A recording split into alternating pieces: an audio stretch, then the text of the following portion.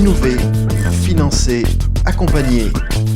La Caisse d'épargne de Midi-Pyrénées, partenaire des acteurs de l'économie. Bonjour Stéphane Viala, vous êtes ingénieur en chef chez ATR, un avionneur basé à Blagnac et qui a réalisé en 2014 la meilleure année de son histoire avec 1,8 milliard de dollars de chiffre d'affaires. Je vous reçois aujourd'hui dans le cadre de la COP21, le sommet de Paris contre le réchauffement climatique qui aura lieu dans quelques semaines. ATR se présente justement comme un acteur de l'aéronautique un peu plus vert que les autres. Comment ça se manifeste ? Alors tout d'abord, il est important de replacer donc l'aviation dans son contexte. L'aviation, on a aujourd'hui 27 000 avions qui volent, qui sont en service. Ça transporte à peu près 3 milliards de passagers par an, donc c'est assez considérable, 60 millions d'emplois.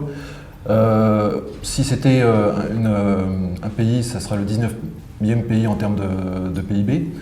Et donc tout ça pour une émission de CO2, de carbone, uniquement de 2% par rapport à la production humaine. Donc déjà, l'aviation en elle-même ne produit pas énormément de CO2. Contrairement à ce qu'on pense. Contrairement à ce qu'on pense, effectivement. Donc on ne produit que 2%.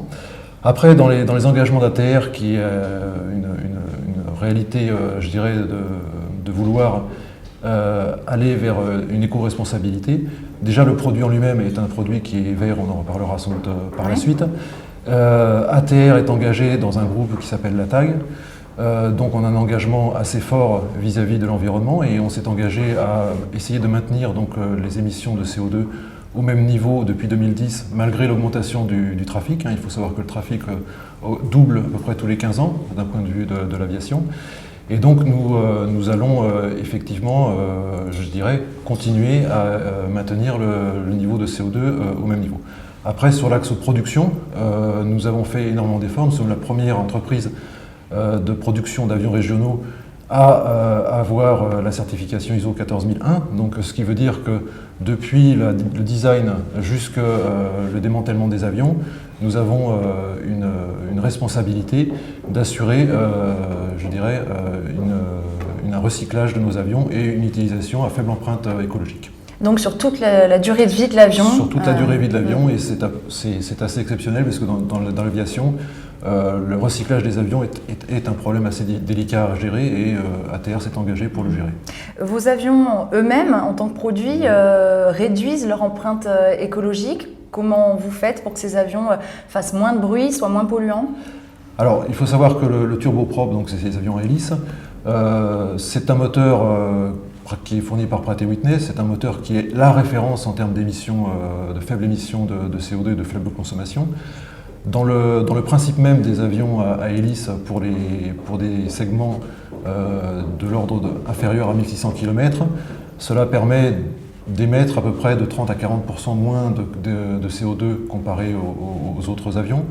De plus, si on essaie de comparer par rapport à des exemples de la vie courante, un ATR consomme à peu près 15% de moins qu'une voiture. Et si on veut avoir un chiffre un peu plus parlant, on consomme à peu près 3 litres au 100 par 100 km par passager, ce qui met le transport aérien et l'ATR en particulier comme étant un des premiers je dirais, transports qui produit le peu de CO2.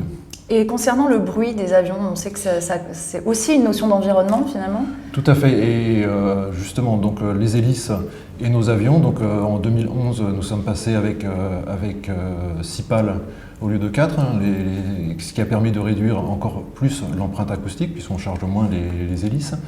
Et vis-à-vis de la réglementation qui a évolué en 2017, donc la réglementation avait évolué et on devra appliquer ce qu'on appelle le chapitre 14 qui est 264 décibels au atterrissage et au décollage.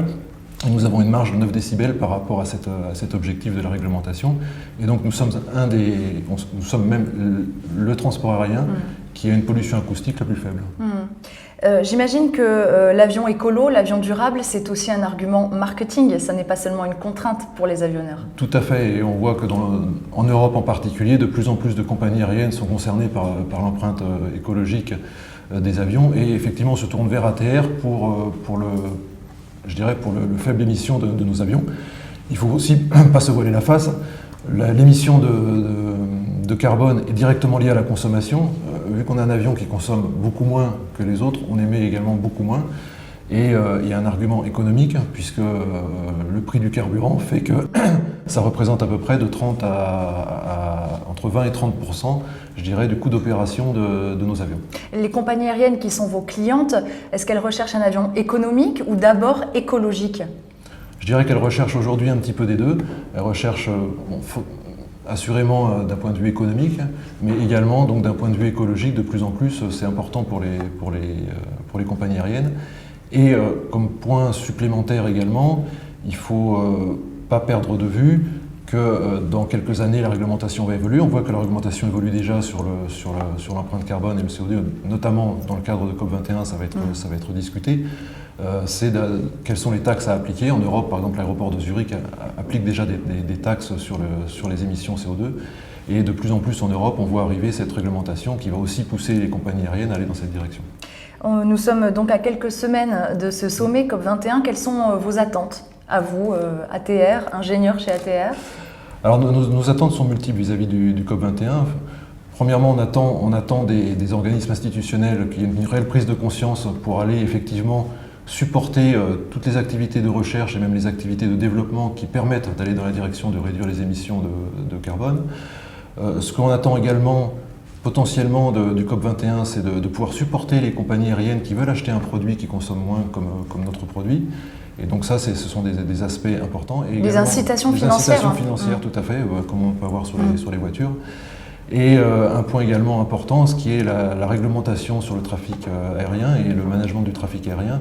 Donc il y a des projets comme le projet César en Europe ou le projet NextGen aux États-Unis qui va permettre de changer un petit peu la façon dont on manage le ciel et comment on manage les avions dans le trafic, qui vont dans une direction effectivement de réduire les émissions de carbone.